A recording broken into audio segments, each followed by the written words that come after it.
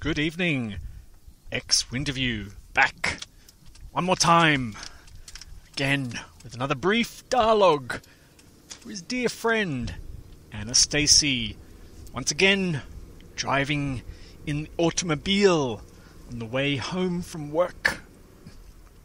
Just enough time to expound on something a bit mystical. Tonight's brief dialogue is on the nature and essence of being, of that which I am, or if you prefer, that which you are, depending on your orientation, which way you're standing, and the direction of the wind. So, let's have a look. Let's try and use direct experience, if we can, to ascertain, to better determine that which I am. Plenty of dialogues already refuting the existence of a separate, independent entity, or rather, asserting the independent entity that I am, that I think I am, exists, well, as a thought or concept, and as such is unreal, or just a vague notion that appears in awareness. But I seem to be here, I seem to be present. I cannot refute my presence, assuming I get the definition correct. But let's just roll with it. I'm here, I exist. That is the fundamental knowing, you might say, if you want to give it a knowing. It's a bit of a story or a concept, but that's what we're going to work with. What do we know about this presence? What can we say about it in the direct experience? Well, the first thing that strikes us, if we really spend a bit of time to focus, is that that presence does not come or go. It is uninterrupted at all times. What does that suggest about this presence? That's right, it is eternal.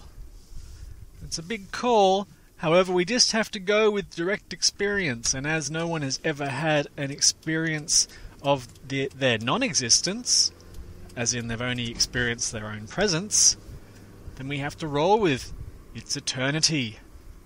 Well, that's a nice thought. What else do we know about this presence? It seems to be awake, or there seems to be a capacity for awakeness, a registering quality of this essence somehow. We know that it's awake because it's filled with stuff that we're aware of. So it has an aware, awake nature. We would call this, perhaps, if we want to stretch the definition, a sort of knowingness, which, again, is never interrupted. There's never been a break in the knowingness. Irrespective of what's appearing in that knowingness, that could be a bit crazy and unknown, but the knowingness itself is uninterrupted. And what does it mean when the knowing is uninterrupted? Omniscience. Not the I know everything, but more of the eternity of the knowingness.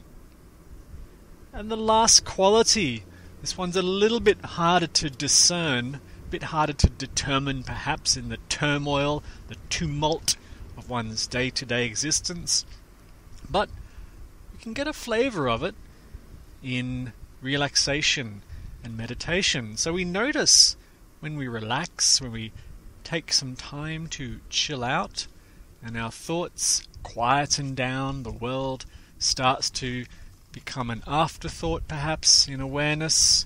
We might be in a dimly lit room, chilling out at the end of the day. What do we notice that happens as thoughts quieten down? Something quite interesting. We feel quite nice. We feel relaxed. As we stop conceptualizing, as the thought content quietens down, as we forget about the content of the world, we lose our cares, you might say, something interesting happens. We feel positive. There's a positive bias to our existence. So that hints at a positive quality of some description to the essence of our being, a niceness. Let's not stretch it out too far and go into this awesome, pure, loving thing that sometimes people talk about. Let's just stick with it feels a little bit nice. Something we notice that's curious, or I find curious, from the realm of addictions. Sometimes in psychology we have clients who present themselves with a little bit of an addiction problem. Could be drugs, could be alcohol, could be sex, could be, there's a whole raft of them. One of the things we notice with addictions is that when certain mechanisms of thought are silenced or shut down, a lot of the, what you might say, the critical judgment faculties of the brain or consciousness, doesn't matter what you call it, there can be very high states. Very, very high states can be revealed. You might have had this experience when you've had a few beers or a few glasses of wine. You go from perhaps a bit of a stressed out or neutral mood, suddenly you feel a bit jolly, a bit joyful. This often happens when that critical, analytical part of the mind is silenced. There could still be thoughts happening, but suddenly you're in a very high state. And in some cases, the drugs take you to extremely high states. Ecstasy, bliss. There's even a drug called ecstasy. That gives us a clue to some of the higher frequencies, you might say, of our being. People often report a sort of merging quality under the influence of these drugs, where they love everyone and everything equally. Unfortunately, as it's a drug, the effects do wear off, and there's a sense of coming back to earth, coming back to normal, coming down to earth even, and a crash often reported. The mind in its innocence will ascribe the high state to the drug itself and think it was the drug that caused it, but actually, in my opinion, the drug just reduced the critical evaluation faculties of the mind momentarily, allowing a more refined, if you like, state of awareness to be revealed. But unfortunately the mind in its naivety doesn't see that, thinks it's a drug, and on goes the addiction, which ravages and destroys eventually. But this isn't a talk on addiction, it's just on the state of who I am, the quality of that which I am. Anyway, these are just clues, essence to that which I am. Often in spirituality we hear these wonderful tales of merging in the union or unity of the divine, or of tasting God, and it's a sweet, loving, ecstatic experience, and the rest of us sitting there kind of go, really? It doesn't feel very nice. I feel kind of crappy. I feel stressed out. I feel limited, and frankly, life is a bit dull most of the time, and I just don't see that. Of course, for the separate individual, for the conceptualized individual, life is a bit dull, it's a bit flat. And that's the way it has to be when you conceptualize yourself as a person. The conceptualized person has no qualities except the qualities that you try and ascribe to it. The conceptualized person is an addict for feel-good things, becomes a consumer of feel-good things, is easily addicted to stuff because it has no basis to know itself, or it has no existence in and of itself. It needs to be fed, to be supported. But the nature of our essence, as I've just described, when we stop and pay attention to it just for a moment, we see some interesting qualities emerge. Eternal, omniscient, not to be confused with I know everything, and a feeling good, a sense that there could be perhaps a sense of lovingness or kindness as our nature. Now I think that's very interesting, because often in history people have ascribed these qualities to God. That God is all-present, omniscient, omnipresent. What's the other omni? Am I feeling one? Some other omni. There's three omnis. I can't remember the third. Damn it! The three omnis. Yet when we look at the self, or that is the actual experience of our own existence, we find the qualities usually ascribed to God. Very interesting. That's not to say that I am God. That would be a little conceptual leap, because you'd have to create a conceptual person and then suggest that that conceptual person is God. Does that make sense? Yes, good. Okay, I just want to be clear on that. I want people to write to me and go, you said I'm God. You know, all that kind of carry on. Right. So knowing that those are the qualities of our essence, you might say, then how does it all go so awfully wrong? What takes us away? Well, the annoying answer is nothing. Nothing gets in the way of that. It's impossible to get in the way of that eternity. You cannot interrupt eternity. You cannot interrupt the awakeness.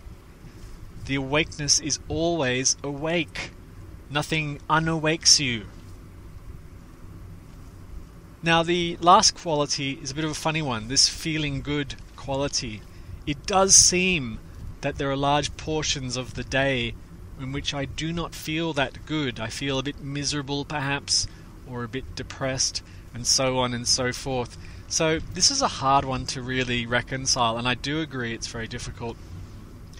Aside from the old trick of having a bit of a relax and a meditate, more often than not it seems that things get in the way of my feel-good mood.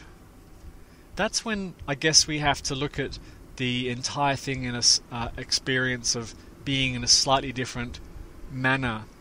Instead of giving being, our presence of our essence, the quality of love, just saying it is lovingness, we could say that the infinite capacity or the infinite awakeness, because we've got those two qualities down, allows everything.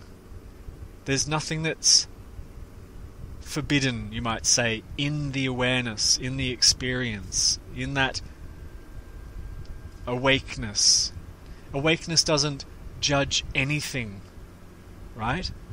This is a bit of a leap, perhaps, conceptually. That awakeness does not judge anything. Anything can arise in that awakeness. When you're identified, or when it's believed that I am a limited person, it's believed that it's the person who is awake or asleep or whatever. The person is imbued with those qualities. But when it's realized that you're not the person, you're another, so to speak, quality, that's a bit of a concept. When you're another quality,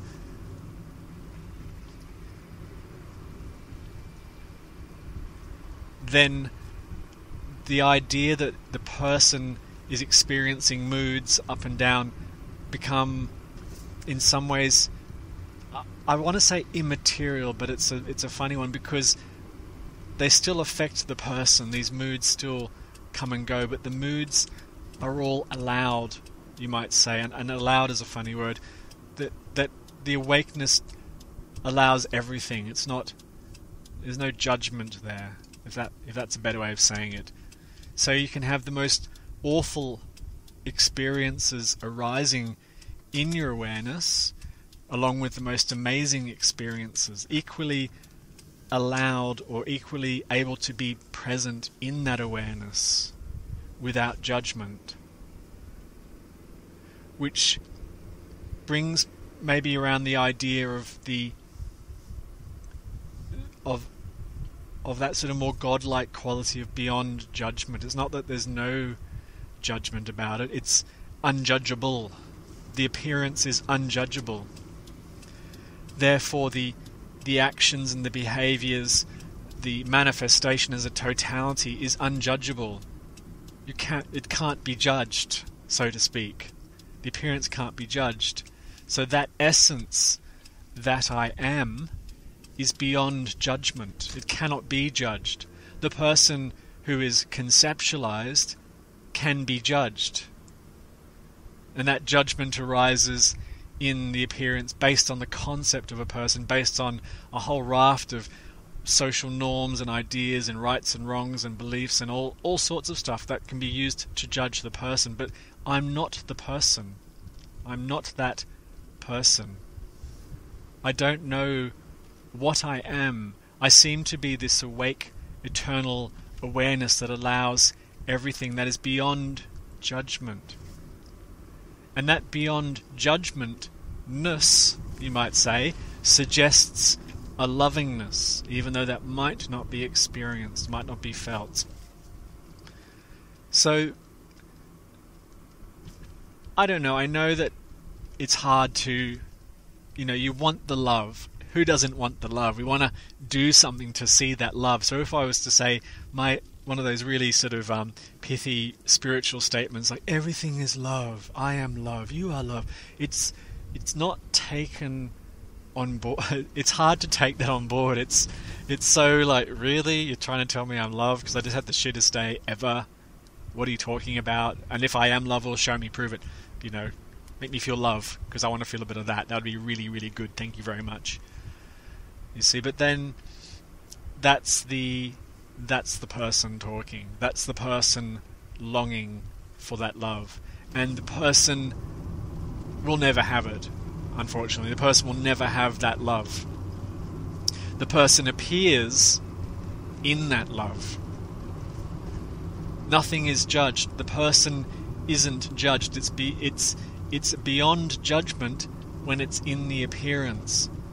The actions and behaviors of the person can be judged by people based on concepts and stuff, blah blah blah, but the fact of its existence, the behavior within the totality, is beyond judgment. And that's the lovingness there, but that's not felt by a person and will never be felt by a person. Which, if you're listening to this and you believe yourself to be a person, is annoying. I know. I agree. Anyway, once again, we've come to the end of a brief dialogue, a little taster, appetizer, if you like. Lovely evening here where I am. Beautiful sky, sunset, rain clouds on the horizon, undulating fields. I hope it's nice where you are.